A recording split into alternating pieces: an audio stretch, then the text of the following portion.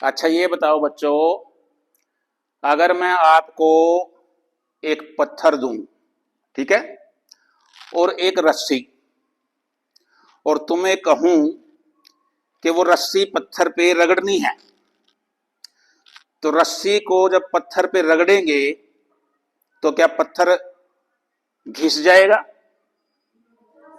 नहीं घिसता। रस्सी को पत्थर पे रगड़ने से पत्थर घिसता तो नहीं घिसता। ठीक है, लेकिन कुएं देखा है किसने? कुआं? अच्छा देखा है। कहाँ देखा? गांव में। कुएं पे जहां पानी खींचते हैं, जो पत्थर के होता है उसका चबूतरा, उसको अगर तुमने देखा हो, वहां वो घिसा हुआ होता है? नहीं होता। वहां वो घिसा हुआ होता है। क्यों घिसता है वो? कुएं से पानी कैसे निकालते हैं? बाल्टी लेके, बाल्टी में रस्सी बांध दी, बाल्टी उसके अंदर डाल दी, फिर रस्सी जब बाल्टी पानी में चली जाएगी, पानी उसमें भर जाएगा, फिर खींचेंगे उसको। खींचेंगे, थोड़ा भारी हो जाएगी ना, तो जब रस्सी खींचते हैं तो रस्सी क्या है, उस पत्थर पे घिसती है। और जब लगातार रस्सी घिसेगी, महीनों तक, सालों तक, पता नहीं कितने साल से, तो धीरे धीरे करके वो पत्थर घिस जाता है। देखा होगा किसी ने, जिन्होंने गांव में कुआं देखा, तो अगर नहीं देखा और देखने का अवसर मिले तो जरूर देखना, वो घिस जाएगी। तो किससे घिस गई वो? रस्सी से। और अभी तुमने कहा कि रस्सी से हम पत्थर को नहीं घिस सकते, तो वो क्यों घिस गई? क्योंकि उसमें रस्सी बहुत बार गई, पता नहीं कितनी बार, लगातार रस्सी जो है सालों तक जो है उस पर घिसते हैं, तो वो पत्थर भी घिस जाएगा, उस पर निशान पड़ जाएगा। ठीक है। एक कवि हुए हैं वृंद, उन्होंने एक दोहा है उनका, करत करत अभ्यास के जड़मती होत सुजान, रस्सी आवत जात ते सिल पर पड़त निशान। क्या मतलब है इसका? कि करत करत अभ्यास के, अगर हम अभ्यास करते रहे बार बार किसी भी चीज का, तो जड़मती बोलते हैं ऐसा व्यक्ति जिसकी बुद्धि बहुत ज्यादा तेज नहीं है, मंद बुद्धि, मूर्ख कह लो। लेकिन अगर वो अभ्यास करता रहे तो वो सुजान बन जाएगा। सुजान का मतलब क्या है? समझदार हो जाएगा, ट्रेंड हो जाएगा। यानी अगर तुम एक ही काम को बार बार करोगे, बार बार करोगे, तो उससे उसमें क्या हो जाओगे? ट्रेंड हो जाओगे ना, बढ़िया हो जाओगे, पारंगत हो जाओगे। तो बार बार अभ्यास करने से एक कम बुद्धि का व्यक्ति भी बुद्धिमान बन सकता है। जैसे रस्सी के बार बार आने जाने से सील बोलते पत्थर को, पत्थर पे निशान पड़ जाता है। आगे समझ में बात? इसी को इंग्लिश में भी बोलते हैं हम ऐसे, practice makes a man perfect. यानी प्रैक्टिस जब हम करेंगे, प्रैक्टिस का मतलब बार बार कोई चीज करेंगे, तो उससे आदमी परफेक्ट बन जाएगा। परफेक्ट मतलब पारंगत हो जाएगा, ट्रेंड हो जाएगा अपने काम में। अब इस बात को यहीं छोड़ दो। अब सुनो, पुराने समय में जो स्कूल होते थे उनको हम गुरुकुल बोलते थे। ठीक है। तो गुरुकुल में ही बच्चे वहां पढ़ते थे, वहीं रहते थे। तो एक बच्चा था, उसका नाम था वरदराज। क्या नाम था? वरदराज। वो बच्चा पढ़ने में ज्यादा होशियार नहीं था। तुम्हारी क्लास में भी कुछ बच्चे ऐसे हैं जो इतने होशियार नहीं होते, होते ना, लेकिन उन पे कभी हंसना नहीं चाहिए। वरदराज पे सभी बच्चे हंसते थे, उसका मजाक उड़ाते थे, उसको कहते थे मूर्ख है ये, मंद बुद्धि है। उसके साथ के बच्चे सीख के आगे बढ़ गए, वो अभी वहीं रहा। तो जब 4-5 साल हो गए और वो कुछ सीख नहीं पाया, तो उनके गुरुजी ने कहा कि भाई वरदराज, तुम सीख तो सकते नहीं, तुम जाओ कुछ और काम करो। ठीक है। अब वरदराज ने भी सोचा भी हाँ, कुछ गुरुजी मेरे को आया तो है नहीं, मैं छोड़ देता हूं गुरुकुल। उसने अपना सामान उठाया और अपने घर जाने के लिए चल पड़ा। जब वो घर की तरफ जा रहा था, रास्ते में उसको प्यास लग गई, तो कुएं के पास गया, वो पानी पिया उसने वहां। फिर उसका ध्यान पड़ा कुएं के पत्थर पे, जो मैंने पहले बताया था, जहां रस्सी बार बार आने से घिस गया था। उसने वहां जो कुएं पे पानी भर रही थी औरतें, उनसे पूछा कि ये निशान आप लोगों ने बनाया? उन्होंने कहा हमने नहीं बनाया, ये तो हम पानी खींचते हैं बार बार रस्सी को, उससे निशान बन गया। तो उसके दिमाग में क्या बात आई कि जब एक पत्थर जो है बार बार रस्सी के रगड़ने से कट सकता है, वैसे तुम्हें कोई कहे कि पत्थर को रस्सी से काट दो तो काट सकते हो क्या?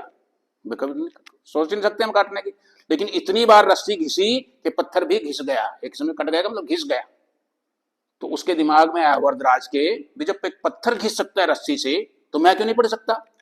तो वो दोबारा गुरुकुल में चला गया। गुरुजी को कहा कि गुरुजी, उसने सारी बात बताई भी, ऐसे ऐसे गया मैं कुएं पे, मैंने देखा भी पत्थर भी घिस गया रस्सी से, तो मैं तो पढ़ सकता हूँ। तो गुरुजी ने कहा क्यों नहीं पढ़ सकते? पढ़ सकते हैं। उसके बाद वो पढ़ने लगा। उसके बाद पढ़ने पढ़ते पढ़ते बहुत बड़ा विद्वान बना। संस्कृत भाषा में उसने कई ग्रंथ लिखे। किसने? वरदराज ने, जिसको सभी मूर्ख कहते थे। अब मेरे को आप ये बताओ कि क्यों उसमें परिवर्तन आया? पहले वो पढ़ता नहीं था, अब एक संस्कृत का बहुत बड़ा विद्वान बन गया, ऐसा क्या हुआ उसके जीवन में? इसका जवाब दो मेरे को, कौन देगा? क्यों उसके जीवन में परिवर्तन आया? उसने मेहनत की। क्यों की मेहनत उसने? उसको विश्वास हो गया भी मेहनत करने से मैं आगे बढ़ सकता हूं।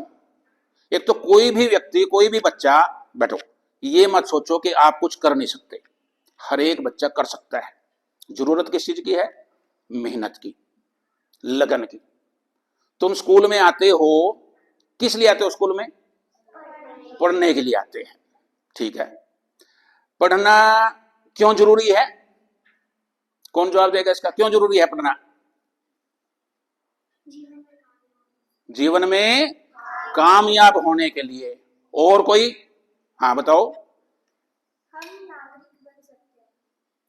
नागरिक तो हम हैं ही, हम अच्छे नागरिक बन सकते हैं, ठीक है। पढ़ने लिखने का मतलब ये नहीं है कि उससे हमें नौकरी ही मिलेगी सरकारी। एक पढ़ा लिखा व्यक्ति कोई भी काम करेगा वो उस व्यक्ति से बेहतर करेगा जो पढ़ा लिखा नहीं है, ठीक है। तुम स्कूल में आते हो किस लिए? पढ़ने के लिए। अब मेरे को ये जवाब दो, मैं 4 ऑप्शन दूंगा, फिर तुम्हें बताना है तुम किसके लिए पढ़ते हो। ऑप्शन ए, इसलिए पढ़ते हैं कि सभी बच्चे पढ़ते हैं। ऑप्शन बी, अपने माता पिता के लिए पढ़ते हैं। ऑप्शन सी, अपने टीचर्स के लिए पढ़ते हैं। या ऑप्शन डी, अपने लिए पढ़ते हैं। अपने लिए पढ़ते हैं। देखो, कह तो तुमने सब ने दिया, इतनी समझ भी है तुम्हें इस बात की कि हम अपने लिए पढ़ेंगे तभी बने, लेकिन तुम सोचते तो हो ऐसा, लेकिन करते ऐसा नहीं।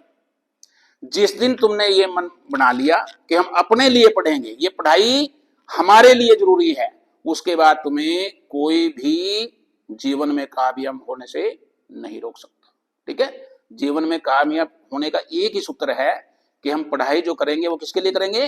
अपने लिए। जिस दिन तुम्हारे मन में ये बात आ गई कि हम अपने लिए पढ़ेंगे, उसी दिन तुम मेहनत करना शुरू कर दोगे, और मेहनत करोगे तो कामयाब निश्चित ही होंगे, ठीक है। तो इस कहानी से, जो वरदराज की कहानी है, इससे क्या शिक्षा मिली हमें? कौन बताएगा इससे क्या शिक्षा मिली? बताओ। हमें जीवन में मेहनत करनी चाहिए, ठीक है, सभी को। और किसी को भी ये नहीं सोचना चाहिए कि मैं कामयाब नहीं हो सकता। देखो, टीचर तो तुम्हें एक ही पढ़ाता है, एक सब्जेक्ट का, मान लो इंग्लिश है, एक ही टीचर सभी को पढ़ाता है। किसी बच्चे के 100 में से 95 भी आएंगे, किसी के 60 भी है। टीचर ने तो एक नहीं पढ़ाया, तो क्यों फर्क हुआ? इसका मतलब तुम्हारी मेहनत में कमी है। अच्छा, सभी बच्चों का जो लेवल है समझने का वो एक जैसा नहीं होता। कुछ बच्चे ज्यादा इंटेलिजेंट होते हैं, लेकिन जो बच्चे उतने इंटेलिजेंट नहीं है वो क्या कर सकते हैं? मान लो एक बच्चा एक काम को, कोई इंग्लिश का लेसन दिया, टीचर ने आधे घंटे में कर लिया, दूसरा बच्चा उतना समय में नहीं कर सकता, हो सकता है उसको 1 घंटा लगे, लेकिन कर तो सकता है। तो जो बच्चे पढ़ाई में बहुत ज्यादा तुम्हें लगता है दूसरों जैसे नहीं है, वो क्या करेंगे? अपना पढ़ाई का टाइम बढ़ा देंगे, ठीक है। हर विषय में तुम्हें ज्यादा टाइम देना है, समझाई बात ये? तो आज की कहानी जो वरदराज की मैंने सुनाई है, उससे क्या शिक्षा मिली हमें? कि हम अगर बार बार अभ्यास करेंगे, मेहनत करेंगे, तो हम जीवन में कामयाब होंगे। जो बच्चा वरदराज, जिसको सभी मूर्ख कहते थे, मंद बुद्धि कहते थे, जब उसको शिक्षा आ गई, अपने दिमाग में उसने सोच लिया कि मैं मेहनत कर सकता हूं, उसके बाद वो संस्कृत भाषा के बहुत बड़े विद्वान बने। उन्होंने संस्कृत में कई ग्रंथ लिखे, ठीक है। समझाई बात ये? तो क्या शिक्षा लेकर गए आज तुम? क्या शिक्षा लेकर जाओगे घर? नहीं, और कोई बच्चा बताए? हमें मेहनत करनी है, और किसके लिए करनी है? अपने लिए करनी है। Thank you. Thanks a lot.